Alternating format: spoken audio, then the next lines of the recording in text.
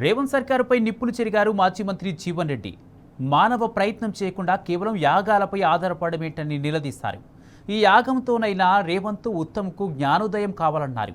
కేసీఆర్ దూరదృష్టితో కాళేశ్వరం నిర్మిస్తే ఈ ప్రభుత్వం అన్నారం సుందిళ్ల ప్రాజెక్టుల సిపేజీ పనులను 2 ఏళ్లుగా నిర్లక్ష్యం చేసిందని మండిపడ్డారు. దేవుడిపై భారమేసి రేవంత్ పాలన సాగిస్తున్నాడని ఎద్దేవా చేశారు. ప్రధాని మోదీతో ఉన్న సాన్నిహిత్యంతో ప్రాజెక్టులకు అనుమతులు తీసుకురావాలని జాప్యం చేస్తే రేవంత్ను ప్రజలు క్షమించాలని తేల్చి చెప్పారు జీవన్ రెడ్డి. ఎల్నినో ప్రభావం ఏదైతుందో వాతావరణ నిపుణులు గత 6 మాసాల క్రితం ప్రభుత్వాన్ని హెచ్చరిస్తారు. ఇప్పుడు 6 మాసాల క్రితం ప్రభుత్వం నిద్రపోయి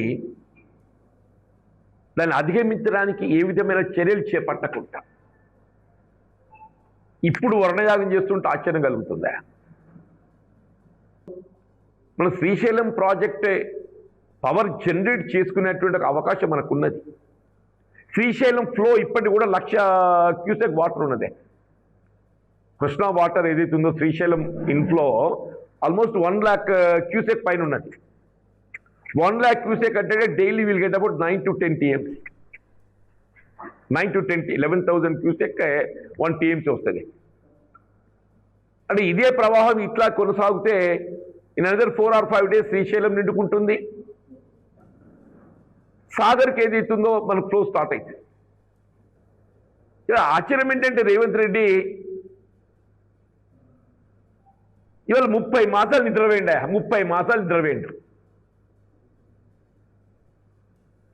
ఇవాళ నువ్వు ఏదైతుందో తుమ్మడి ఎట్టి నిర్మాణం ఎందుకు జాప్యం చేస్తున్నావు అని చెప్పారంటే నేను మహారాష్ట్రలో ఒప్పందం చేసుకోవాలని చెప్పంటారా?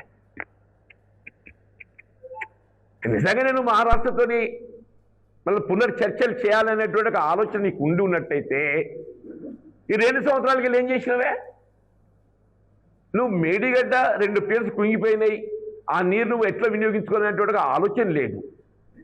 అందరం కూడా ఏదైతే కన్నపల్లి పంప్ హౌస్కి వెళ్ళి హౌస్ కింద ఒక కాఫర్ డ్యామ్ నిర్మాణం చేసి పైన అన్నారంకు సుందీలకు ఎత్తిపోస్తే అది రివర్స్ పంపింగ్తోనే ఎస్ఆర్ఎస్పీ దాకా పోతాయి నీళ్ళు. రివర్స్ పంపింగ్తోనే ఎస్ఆర్ఎస్పీ దాకా పోతాయి.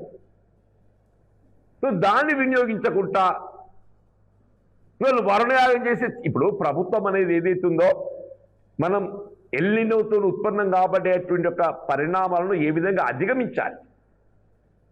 నువ్వు మానవ ప్రయత్నం ప్రభుత్వం చేసేటువంటి ఒక కార్యక్రమాలు చెయ్యి. నువ్వు అవి ఎవి చేయకుండా నేను